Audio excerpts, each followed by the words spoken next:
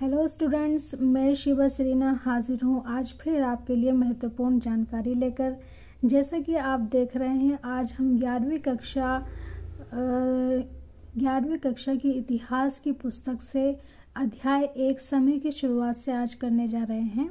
और मैं उम्मीद करती हूँ कि आपको ये चैप्टर बहुत पसंद आएगा और बहुत अच्छी तरह समझ भी आएगा। अगर आप इस चैनल पर नए हैं तो प्लीज़ चैनल को अभी सब्सक्राइब कर लें और साथ ही बेल आइकन को ज़रूर प्रेस करें ताकि लेटेस्ट नोटिफिकेशंस जो हैं आप तक पहुंचते रहें। चलिए अब मैं इसको शुरू करती हूँ। मानव कब और किस रूप में सर्वप्रथम अस्तित्व में आया, अब हम इस विषय में चर्चा करेंगे। इस अध्याय में क्या पढ़ेंगे हम कि मानव कब सर्वप्रथम अस्तित्व में आया, इसके बारे में हम जानेंगे और किस रूप में आया ये भी जानेंगे। 56 लाख वर्ष पूर्व यानी 5.6 मिलियन वर्ष पूर्व पृथ्वी पर ऐसे प्राणियों का उदय हुआ जिन्हें हम मानव कह सकते हैं। क्या कह सकते हैं? मानव कह सकते हैं। आधुनिक मानव यानी होमोसेपियंस 160,000 साल पूर्व पैदा हुए थे। इसके पश्चात आदि मानव के अनेक रूप बदले। लगभग 8,000 ईसा पूर्व तक आदि मानव शिकार में मारे गए या अपनी मौत खुद मरे। प्राणियों के शरीर में से मांस निकालकर जानवरों का शिकार करके या पेड़ पौधों से कंदमूल, फल और बीज आदि बटोरकर अपना पेट भरते थे। तो इस तरह आदि मानव जो है अपना जीवन यापन कर रहे थे। यद्यपि बाद में आदमी ने भोजन जुटाने के अनेक और तरीके अपना लिए, किंतु शिकार और संग्रह करने अर्थात इधर उधर से खाने की चीजें ढूंढने और बटोरने का ढंग भी चलता रहा। यानी कि और बाकी तरीकों से भी वो अपना भोजन इकट्ठा करने लगे, पर उन्होंने जो है ये खाद्य संग्रह और शिकार नहीं छोड़ा, ये भी चलता रहा। आज भी विश्व के कुछ भागों में ऐसे शिकारी संग्राहक समाज यानी हंटर गैदरर सोसाइटीज हैं जो शिकार और संग्रहण के अपने भोजन का प्रबंध करते हैं। कैसे अपना भोजन का प्रबंध करते हैं? शिकार और संग्रहण करते हैं। आज भी ऐसे लोग मौजूद हैं। अतः हम यह सोचने पर विवश होते हैं कि आज के इन शिकारी संग्राहक लोगों की जीवन शैली का अध्ययन करने से हमें अतीत के विषय में कुछ जानकारी मिल सकती है अथवा नहीं। हो सकता है कुछ मिल जाए, हो सकता है नहीं भी मिले, है ना, क्योंकि समय जो है अब पहले से बहुत बदल गया है। लेकिन क्योंकि वो अभी भी शिकार करते हैं, संग्रह करते हैं, तो इसलिए कुछ जानकारी हमें मिल सकती है। चलिए आगे देखिए। हमें आज आदि मानव के इतिहास की जानकारी मानव के जीवाश्मों यानी फॉसिल्स, पत्थर के औजारों तथा गुफाओं की चित्रकारियों की खोजों से मिलती है। कैसे मिलती है हमें आदि मानव की जानकारी? जो जीवाश्म हैं, जीवाश्म आप जानते होंगे कि जो सड़े गले जो मानव के अवशेष बच गए हैं और अब जो है एक पत्थर के रूप में उन्होंने अपना पत्थर का रूप जो है वो ले लिया है और वो पहाड़ों में कहीं दबे होते हैं, वो होते हैं जीवाश्म। और साथ ही पत्थरों के जो औजार हैं उनसे हमें पता चलता है, गुफाओं में जो चित्रकारी है उनसे हमें पता चलता है। तो ये सारे सोर्स हैं इंफॉर्मेशन के आदि मानव के इतिहास को जानने के लिए। इनमें से हर एक खोज का अपना अलग इतिहास है। प्रायः जब ऐसी खोजें सर्वप्रथम की गईं, अधिकांश विद्वानों ने यह मानने से मना कर दिया कि ये जीवाश्म प्रारंभिक मानवों के हैं। ठीक है, उन्होंने ये बात उनको यकीन नहीं हो रहा था कि प्रारंभिक जो मानव था वो ऐसा हो सकता है, यानी जानवर की तरह हो सकता है, इसलिए वो इसको मानने से इनकार कर रहे थे। उन्हें आदिकालीन मानव द्वारा पत्थर के औजार अथवा रंग रोगन बनाए जाने की दक्षता के विषय में भी संदेह था। और जब उन्हें यह पता चला कि आदिकालीन के जो मानव थे वो औजार बना लेते थे, रंग रोगन भी कर लेते थे, तो इस पर भी उन्हें संदेह था। एक अरसे के पश्चात ही इन जीवाश्मों, औजारों और चित्रकारियों के सच्चे महत्व को मंजूर किया गया यानी माना गया। ठीक है, हम यहाँ बॉक्स देखिए, यहाँ पर जीवाश्म के बारे में जानकारी दी गई है। जीवाश्म यानी फॉसिल शब्द एक अत्यंत प्राचीन पौधे, जानवर अथवा मनुष्य के उन अवशेषों अथवा छापों के लिए प्रयुक्त किया जाता है जो एक पत्थर के रूप में बदलकर प्रायः किसी चट्टान में समा जाते हैं तथा फिर लाखों वर्षों तक उसी रूप में पड़े रहते हैं। जैसे कि मैंने अभी आपको जीवाश्म का मतलब समझाया था, ठीक वही बात यहाँ लिखी है कि कोई जानवर या कोई पौधा या कोई मनुष्य के जो बचे हुए अवशेष होते हैं और बहुत सालों तक वो सड़ गल कर जो है पत्थर का रूप ले लेते हैं और फिर चट्टानों में समाये रहते हैं और लाखों वर्ष तक वहाँ पड़े रहते हैं, तो ऐसे जो अवशेष होते हैं वो जीवाश्म कहलाते हैं, है ना। चलिए आगे देखिए। मानव का विकास क्रमिक रूप से हुआ। इतिहास से हमें क्या पता चलता है? ये पता चलता है कि मानव का जो विकास है वो क्रमिक रूप से हुआ है। एकदम से मानव जो है वो आधुनिक मानव नहीं बन गया, बल्कि एक लंबी प्रक्रिया इसके पीछे रही है। इस बात का प्रमाण हमें मानव की उन प्रजातियों यानी स्पेशीज के जीवाश्मों से मिलता है जो अब विलुप्त हो चुकी हैं। उनकी कुछ विशेषताओं अथवा शारीरिक लक्षणों के आधार पर मानव को अलग अलग प्रजातियों में बांटा गया है। जीवाश्मों की तिथि का निर्धारण प्रत्यक्ष रासायनिक विश्लेषण द्वारा या उन परतों अथवा तलछटों के काल का परोक्ष तौर पर निर्धारण करके किया जाता है जिनमें वे दबे हुए पाए जाते हैं। ठीक है, कैसे पता लगाया जाता है कि वो कौन से काल के हैं? या तो उस काल के जो जीवाश्म हैं उनके आधार पर पता लगाया जाता है रासायनिक विश्लेषण करके, या फिर उस समय की जो तलछटें हैं, है ना, उस काल की जो कुछ परतें हैं उनके आधार पर पता लगाया जाता है। जब एक बार जीवाश्मों की तिथि अर्थात काल का पता चल जाता है तब मानव विकास का क्रम निर्धारित करना मुश्किल नहीं रहता, है ना। फिर तो मुश्किल नहीं होता जब पता चल जाता है कि ये किस काल से संबंधित है। आगे देखिए। करीब 200 वर्ष पूर्व सर्वप्रथम जब ऐसी खोजें की गई थी तो कई विद्वान ये मानने को तैयार नहीं थे कि खुदाई में मिले जीवाश्म तथा पत्थर के औजार और चित्रकारियों जैसी अन्य चीजें असल में मनुष्य के आदिकालीन रूपों से संबंध रखती थी। विद्वानों की यह हिचकिचाहट प्रायः बाइबल के ओल्ड टेस्टामेंट में अभिव्यक्त इस धारणा पर आधारित थी कि परमेश्वर ने सृष्टि की रचना करते समय दूसरे प्राणियों के साथ साथ मनुष्य को भी बनाया। यानी कि जो बाइबल में लिखा था वो ये लिखा हुआ था कि मनुष्य जो है वो इसी तरह इसी रूप में पैदा हुआ है जैसा कि आज वो दिखाई देता है ना। तो इसलिए परमेश्वर ने यानी भगवान ने उसको सृष्टि पर बाकी प्राणियों की तरह उसको भी पैदा किया है। तो इस तरह जो है ये मानना कि मानव का विकास जो है वो क्रमिक रूप से हुआ है और आज मानव जिस रूप में है वो एक क्रमिक प्रक्रिया के बाद आया है, इवोल्यूशन के बाद आया है, ये मानना बहुत ही मुश्किल हो रहा था उन लोगों को, है ना।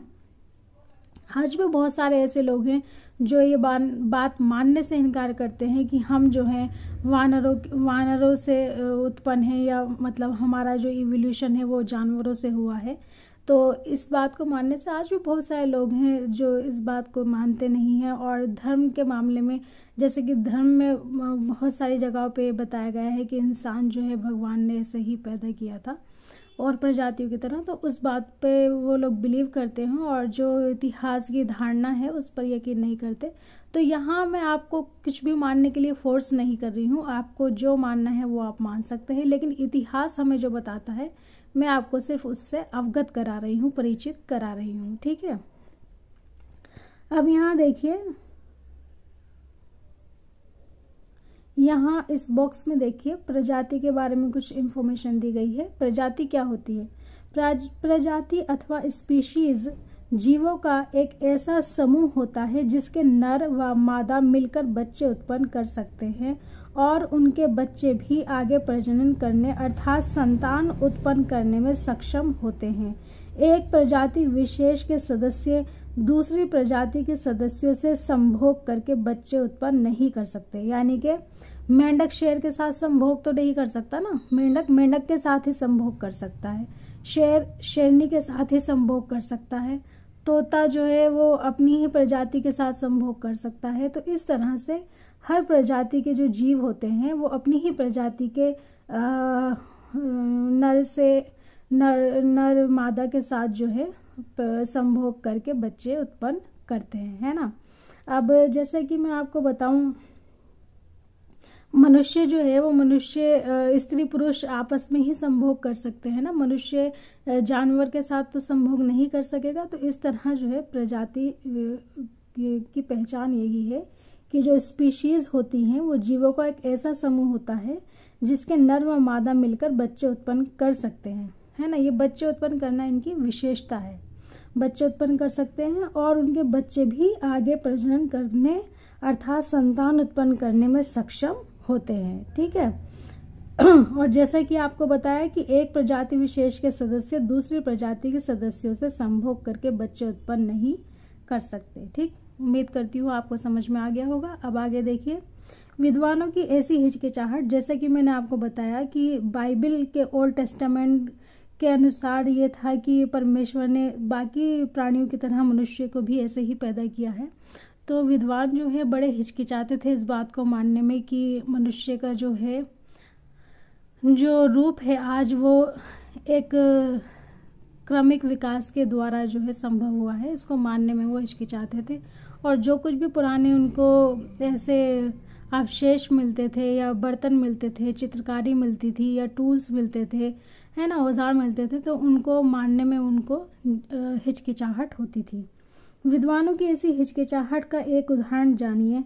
अगस्त 1856 में जब मजदूर 1856 में जब मजदूर जर्मनी के डसेल्डोर्फ नगर के पास नियंडर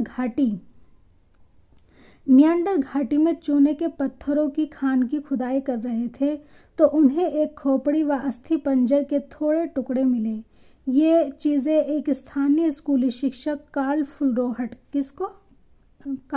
फुल्डोहट को सौंप दी गई, जो एक प्राकृतिक इतिहासज्ञ थे। जांच के पश्चात उन्होंने देखा कि वह खोपड़ी आधुनिक मानव की नहीं थी, यानी कि वो आधुनिक मानव की नहीं थी तो फिर किसकी थी। तत्पश्चात उन्होंने प्लास्टर से उस पर खोपड़ी का ढांचा बनाया व उसे बोन विश्वविद्यालय के शरीर रचना विज्ञान के एक प्रोफेसर हरमन शाफ हुसैन के पास भेज दिया। ये नाम आपको याद रखना है, प्रोफेसर हरमन शाफ हुसैन। अगले ही साल उन्होंने मिलकर एक शोध पत्र प्रकाशित किया जिसमें उन्होंने यह दावा किया कि यह खोपड़ी एक ऐसे मानव रूप की है जो अब मौजूद में नहीं है, यानी कि वो ऐसा मानव रूप था जो विलुप्त हो चुका था, ठीक है, वजूद में नहीं है। उस वक्त तो विद्वानों ने उनके इस दावे को स्वीकारा नहीं और यह घोषित कर दिया कि यह खोपड़ी एक ऐसे व्यक्ति की है जो काफी बाद के समय में हुआ था, ठीक है, उसको माना नहीं और ये कह दिया कि ऐसे व्यक्ति की है जो काफी बाद में हुआ था। मनुष्य के क्रमिक विकास के अध्ययन में एक युगांतकारी घटना 24 नवंबर 1859 यानी 1859 को तब घटी जब मनुष्य की उत्पत्ति के बारे में चार्ल्स डार्विन की किताब on the origin of species, Charles Darwin की किताब है, किताब का क्या नाम है, on the origin of species, प्रकाशित हुई। उस किताब के प्रथम संस्करण की सभी 1250 यानी 1250 प्रतियां उसके प्रकाशन के दिन ही हाथों हाथ बिक गईं। डार्विन ने इस किताब में दलील दी थी कि मानव काफी समय पूर्व जानवरों से ही क्रमिक रूप में विकसित होकर अपने वर्तमान रूप में आया है। तो क्या बताया गया था इसमें बताया गया था कि आज जो मानव है, आज जो आधुनिक मानव हमें दिखाई देता है वो जानवरों से ही क्रमिक रूप में विकसित होकर वर्तमान रूप में आया है, ठीक है। और आज इस बात को सब जगह मान लिया गया है, सभी जो साइंटिस्ट हैं और जो इतिहासकार हैं वो इस बात को अब जो है मानने लगे हैं कि इंसान का जो ये रूप है आज का आधुनिक मानव का, वो जानवरों से ही क्रमिक रूप से विकसित हुआ है। चलिए अब आगे देखिए। अब देखिए आपको कुछ तस्वीरें नजर आ रही हैं, है ना, ये तस्वीरें देखिए। पहला देखिए, जीवाश्म प्राप्त करना एक जटिल प्रक्रिया होती है। प्राप्त की गई चीजों की सही जगह जानना उनके काल निर्धारण के लिए काफी आवश्यक होता है। तो अब यहाँ देखिए एक शख्स है, ये बैठे हुए हैं, इनके हाथ में कुछ सामान है ना, और यहाँ भी एक फ्रेम रखा हुआ है। तो ये क्या कर रहे हैं, हो क्या रहा है यहाँ इसमें। और यहाँ भी देखिए एक पत्थर है और उसमें जो है ये बारीकी से कुछ खुदाई कर रहे हैं। कुछ एक औजार इन्होंने यहाँ पे हाथ में हथौड़ी छोटी सी कुछ ली हुई है, उससे जो है इस अवशेष में कुछ जो है खुदाई वो कर रहे हैं कुछ। तो ये क्या हो रहा है इसको हम जानते हैं। ऊपर दिए गए चित्र में उन उपकरणों को दर्शाया गया है जो मिली वस्तुओं के स्थान को जानने के लिए इस्तेमाल किए गए हैं। पुरातत्वविद के बाईं तरफ जो वर्गाकार चौखटा दर्शाया गया है वे एक ऐसी जाली यानी ग्रिड है जो 10 सेमी के वर्गों में बटी है, ये जो रखी है यहाँ पर, ठीक है। इसे मिली वस्तु की जगह पर रखने से उस वस्तु की क्षैतिज स्थिति ज्ञात होती है। दाहिनी तरफ जो त्रिभुजाकार उपकरण है वह वस्तु की ऊर्ध्वाधर स्थिति दिखाने के लिए काम में लाया गया है, ठीक है। अच्छा, और देखिए ऊपर दिए गए चित्र में दर्शाया गया है कि जीवाश्म के एक टुकड़े को, ये क्या है, ये जो टुकड़ा है इनके हाथ में ये जीवाश्म है। जीवाश्म देखो पत्थर में बदल चुका है ना, पत्थर की तरह दिखाई दे रहा है। जीवाश्म के एक टुकड़े को उसे चारों तरफ से घेरे पत्थर यानी चूना पत्थर से कैसे पृथक किया गया है। धीरे धीरे ये कर रहा है ना, खुदाई करके निकाल रहे हैं। आप देख सकते हैं कि इस कार्य में कितने कौशल व धैर्य की जरूरत होती है, ठीक है। अब यहाँ देखिए, यहाँ एक खोपड़ी दिखाई दे रही है आपको। निएंडरथल मानव की खोपड़ी, अभी मैंने आपको बताया था निएंडरथल से एक खोपड़ी मिली थी, वो ये है। निएंडरथल मानव की खोपड़ी, कुछ लोगों ने इस खोपड़ी की पुरातनता को स्वीकार नहीं किया, यानी ये नहीं माना कि ये इतनी पुरानी हो सकती है।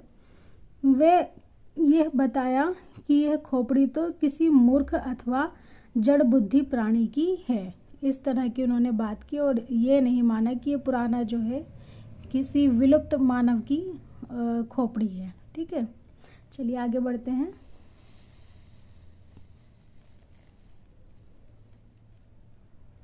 और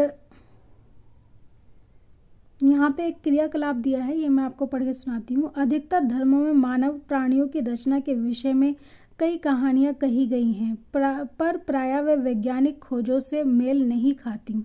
ऐसी कुछ धार्मिक कथाओं के विषय में पता लगाइए तथा उनकी तुलना इस अध्याय में चर्चित मानव के क्रमिक विकास के इतिहास से कीजिए। आप उनके मध्य क्या समानताएं व फर्क देखते हैं। तो जैसे कि मैंने आपको भी पहले बताया कि धर्मों में जो है अक्सर ऐसा कहा गया है कि मानव जो है इसी रूप में परमेश्वर ने पैदा किया है। तो इस तरह धर्म की जो बात है वो इतिहास से मैच नहीं खाती है।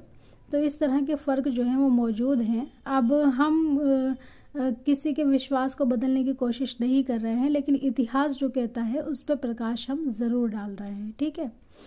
मानव के क्रमिक विकास की कहानी। अब देखते हैं कि ये क्रमिक विकास हुआ कैसे। आधुनिक मानव के पूर्वज कौन लोग थे, वो जो आधुनिक मानव के पूर्वज थे।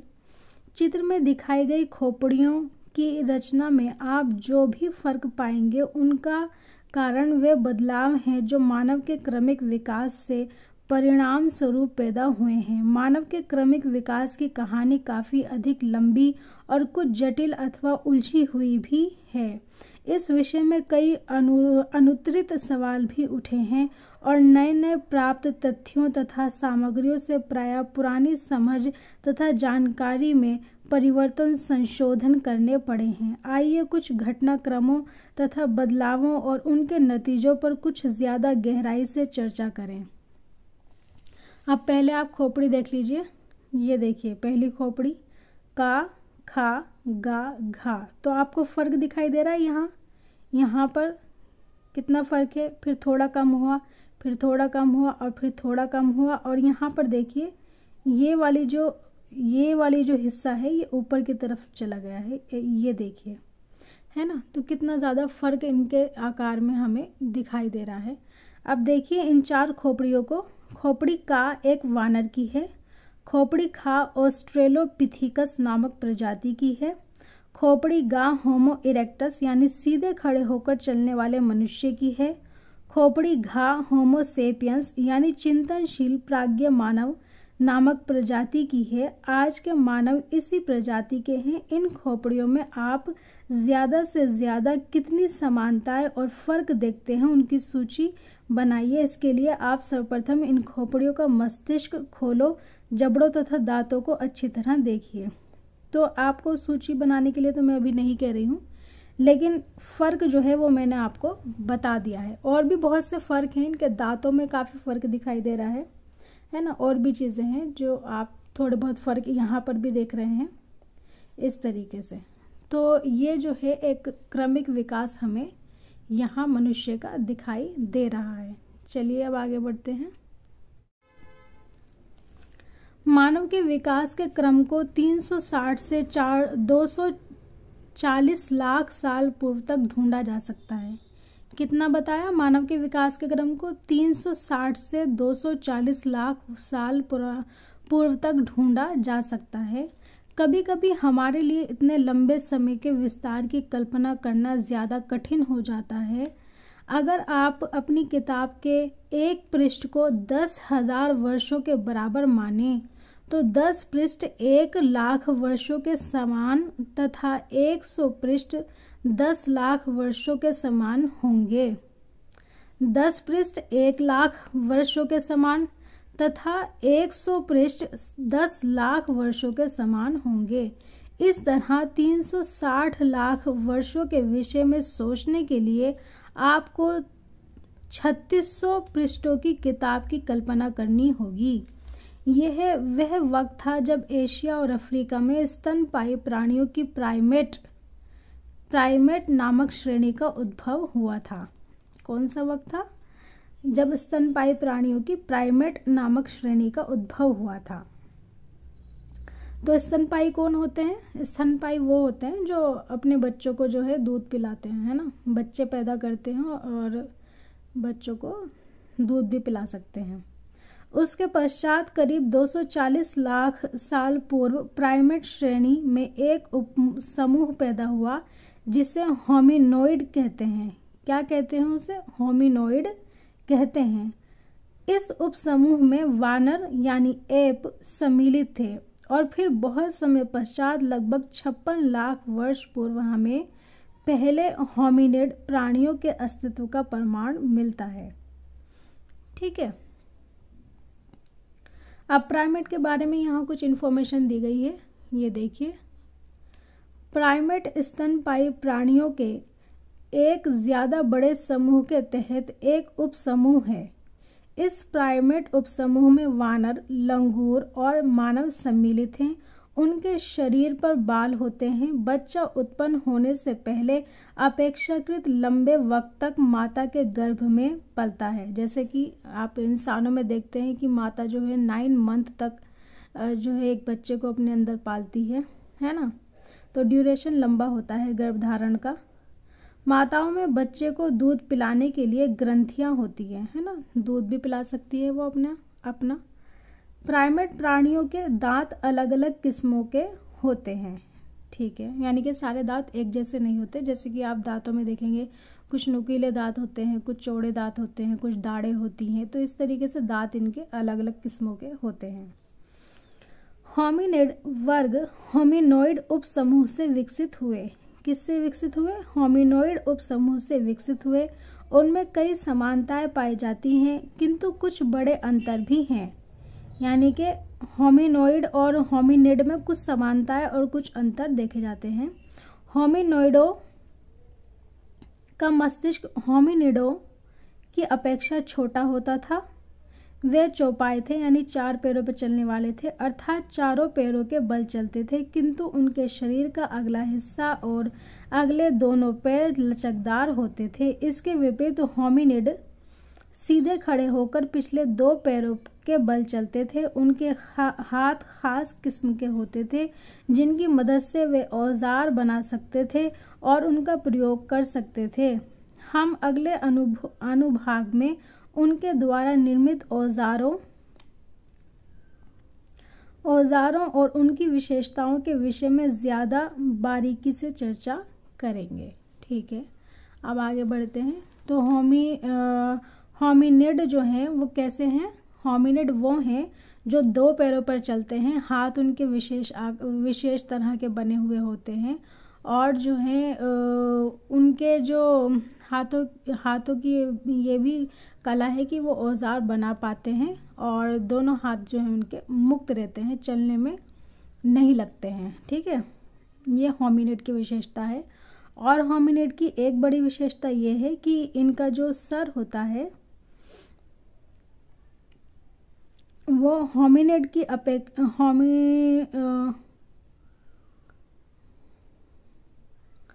होमिनिड का जो सर होता है वो होमिनोइड की अपेक्षा जो है बड़ा होता है। ठीक है, लिखा है कि होमिनोइडों का मस्तिष्क होमिनिडों की अपेक्षा छोटा होता था, होमिनिडों की अपेक्षा छोटा होता था, यानी कि होमिनिडों का सिर कैसा होगा? बड़ा होगा।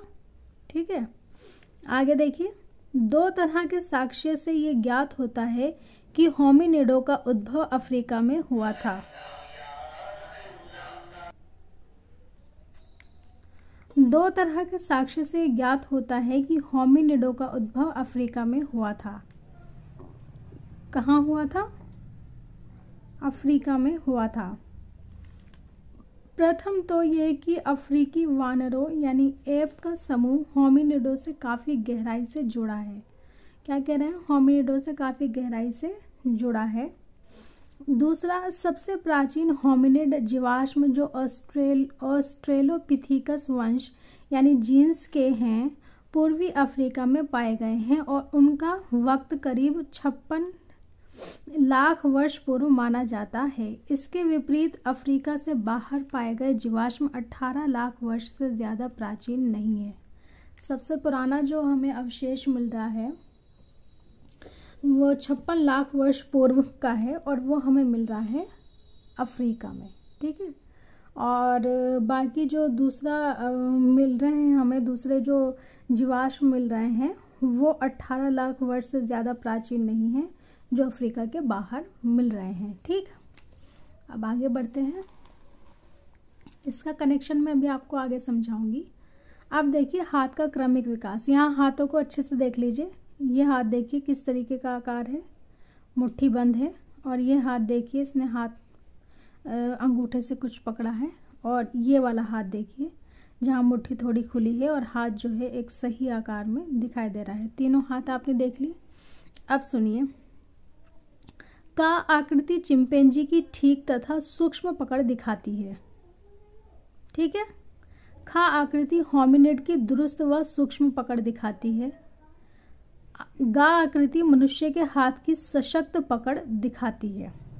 हाथ की सशक्त पकड़ का विकास संभवतः सही व सूक्ष्म पकड़ से पूर्व ही हुआ होगा। चिंपैंजी की सही पकड़ की तुलना मनुष्य के हाथ की ठीक व सूक्ष्म पकड़ से कीजिए। उन कार्यों की सूची बनाइए। ये सूची आपको नहीं बनानी, ये मैं छोड़ रही हूँ। ठीक है, तो यहाँ पर आपको दिख गया कि हाथ का जो है वो क्रमिक विकास कैसे हुआ है ना।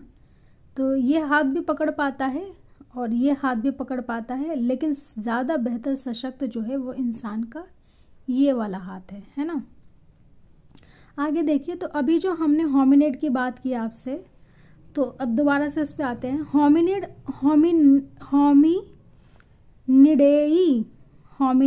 होमिनिडेई नामक परिवार के सदस्य होते हैं। इस परिवार में तमाम रूपों के मानव प्राणी सम्मिलित हैं। होमिनिड समूह की कई विशेषताएं हैं, जैसे मस्तिष्क का विशाल आकार, पैरों के बल सीधे खड़े होने की क्षमता, 2 पैरों के बल चलना, हाथ की खास क्षमता जिससे वह औजार बना सकता था और उनका प्रयोग कर सकता था। ये किसकी विशेषता है? होमोनिड की विशेषता है। किसकी विशेषता है? होमोनिड की। अच्छा, होमोनिड की विशेषता में इन्होंने बताया मस्तिष्क का विशाल आकार, सर बड़ा है इनका। ठीक है,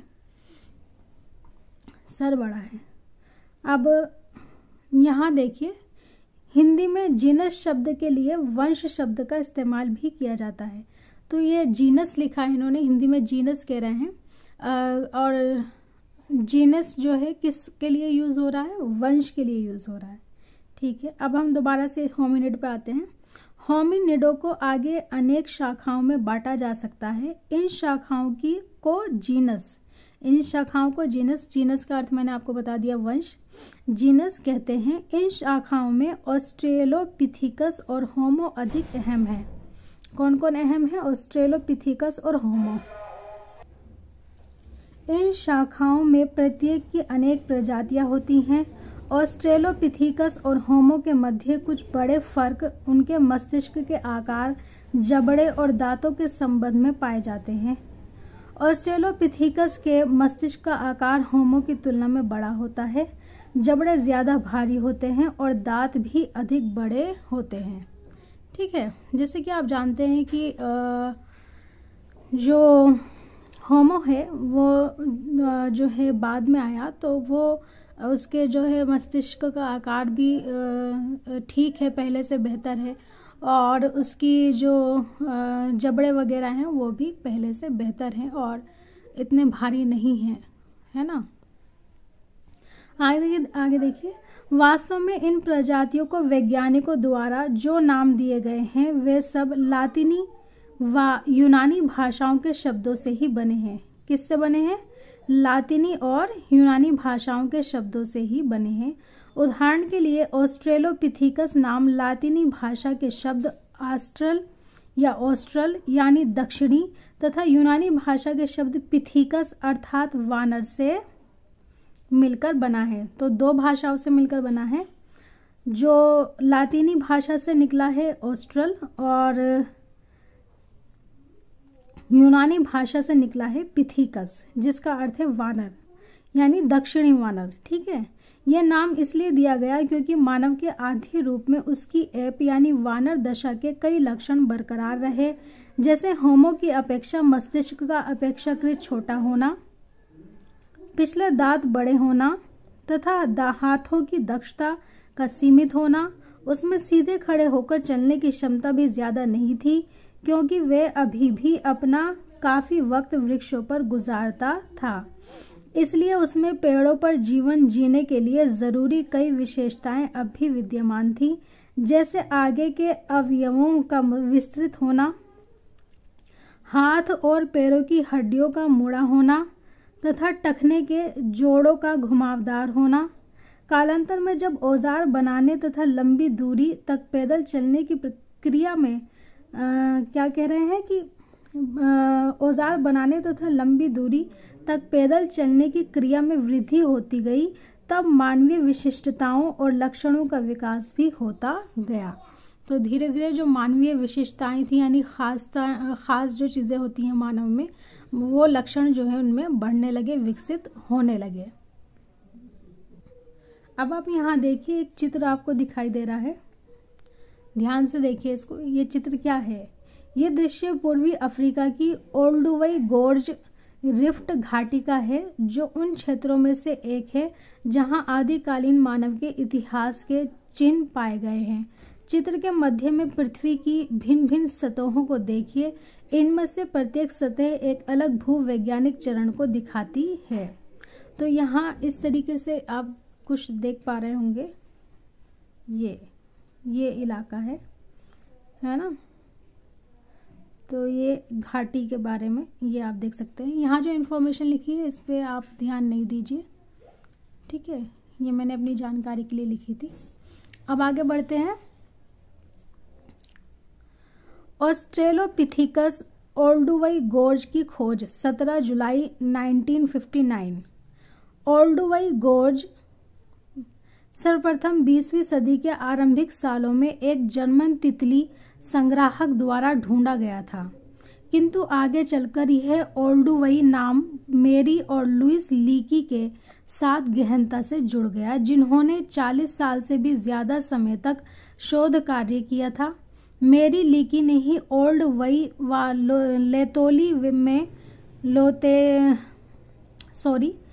लेतोली में पुरातत्वीय खुदाई कार्यों की देखभाल की थी और वहां की गई कई रोमांचक खोजों में उसका हाथ रहा था। लुइस लीकी ने अपनी इस अनूठी खोज का वर्णन इस तरह किया है। उस दिन सवेरे जब मैं उठा तो मुझे सिर में दर्द और हल्का बुखार अनुभव हो रहा था। इच्छा तो नहीं थी, पर मुझे शिविर में ही रहना पड़ा।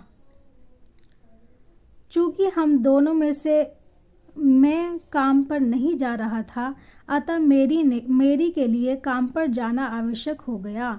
हमें अपना काम पूरा करने के लिए सिर्फ 7 हफ्ते का ही समय मिला था, जो जल्दी जल्दी बीत रहा था। अतः मेरी अपने दोनों कुत्तों सैली और टूटस के साथ खुदाई पर चली गई और मैं बेचैन होकर पीछे शिविर में रह गया। कुछ समय पश्चात शायद मेरी झपकी टूटी तो मैंने लैंड रोवर की आवाज सुनी। वह बड़ी तीव्रता से शिविर की ओर आ रही थी। मुझे पल भर के लिए एक सपना सा आ गया। मुझे लगा कि मेरी को किसी जहरीले बिच्छू ने काट लिया है।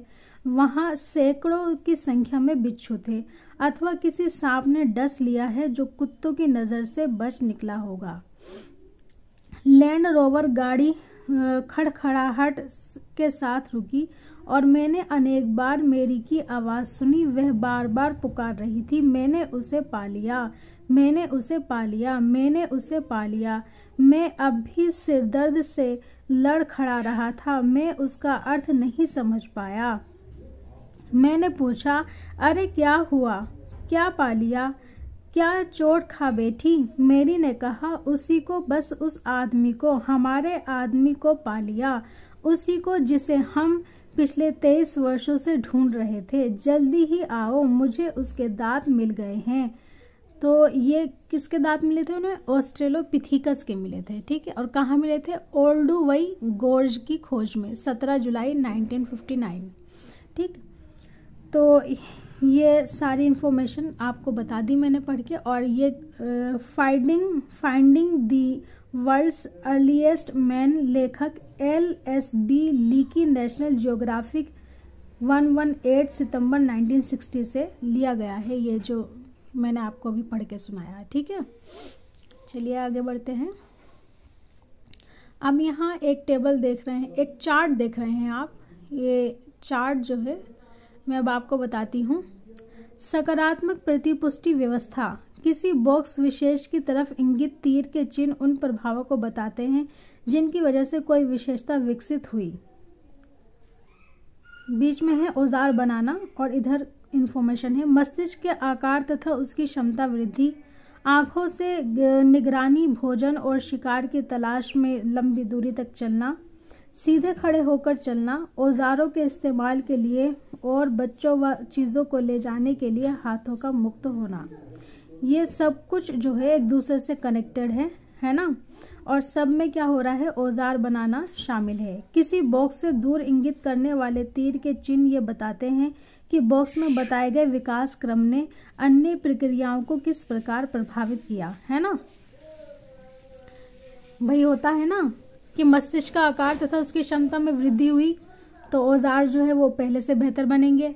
आंखों से निगरानी, भोजन और शिकार की तलाश में लंबी दूरी तक चलना। आंखें, भाई मस्तिष्क अच्छा होगा तो आंखें भी तो अच्छी होंगी, तो उससे ये भी क्रिया होगी। तो इस तरह सब एक दूसरे के साथ कनेक्टेड है। चलिए आगे बढ़ते हैं। अब ये देखिए, आदिकालीन मानवों के अवशेषों को विभिन्न प्रजातियों में वर्गीकृत किया गया है। इन प्रजातियों को प्रायः उनकी हड्डियों की रचना में पाए जाने वाले अंतरों के आधार पर एक दूसरे से पृथक किया गया है। उदाहरण के लिए प्रारंभिक मानवों की प्रजातियों को उनकी खोपड़ी के आकार तथा जबड़े की विशिष्टता के आधार पर बांटा गया है ना। उनका जो फर्क देखा गया है वो उनकी खोपड़ी और जबड़े के जो विशिष्ट आकार है उसके आधार पर देखा गया है। ये पृष्ठ 9 पर चित्र देखिए जो इन्होंने लिखा है पृष्ठ 9 पे। मैं आपको पहले ही दिखा चुकी हूँ ना, वो खोपड़ियाँ दिखाई थी का खा गा, तो वो मैं आपको दिखा चुकी हूँ। जबड़े में जो अंतर था वो भी दिखा चुकी हूँ। ये विशेषताएं सकारात्मक प्रतिपुष्टि व्यवस्था, पॉजिटिव फीडबैक मैकेनिज्म अर्थात वांछित नतीजा हासिल होने से ही विकसित हुई होंगी। उदाहरण के तौर पर आदिकालीन मानव 2 पैरों पर खड़े होकर चलने की योग्यता के कारण हाथ बच्चों तथा चीजों को उठाकर ले जाने के लिए स्वतंत्र हो गए। ठीक है ना भाई। अब हाथ जो है वो चलने में इस्तेमाल नहीं हो रहा है, वो उनसे वो चीज़ें उठा सकते हैं, बच्चों को उठा के लेके चल सकते हैं। और ज्यों-ज्यों हाथों का प्रयोग बढ़ता गया, त्यों-त्यों दो पैरों पर खड़े होकर चलने की योग्यता भी बढ़ती गई। इससे विभिन्न तरह के कार्य करने के लिए हाथ मुक्त हो जाने का फायदा तो मिला ही, साथ ही चार पैरों की अपेक्षा दो पैरों पर चलने से शारीरिक ऊर्जा की खपत भी कम होने लगी। किंतु दौड़ते समय ये फायदा उल्टा हो गया, यानी कि आप उतनी तेज नहीं दौड़ सकते थे जितनी की तेज पहले दौड़ सकते थे।